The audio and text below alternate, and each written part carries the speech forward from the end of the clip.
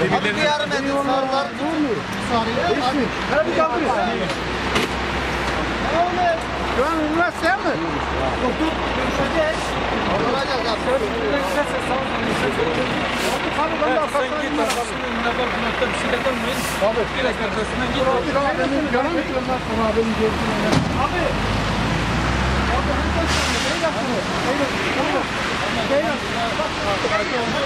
Kaldırımda mıydınız karşıda?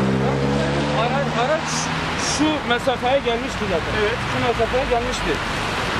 Zaten arkadaş biraz fazla olduğu da belliydi yani. Yürüyen arkadaş. Yaya mı? Yaya neredeydi orada? Yaya şuradan geliyordu. Şuradan geliyordu. Tamam. Nerede temas etti yayaya?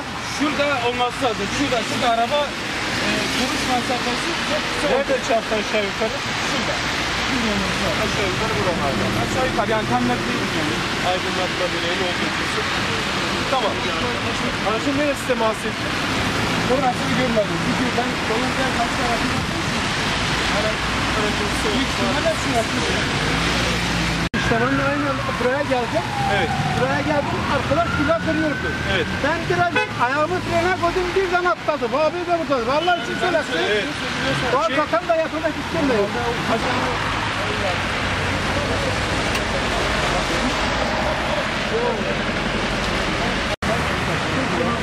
Ben hadi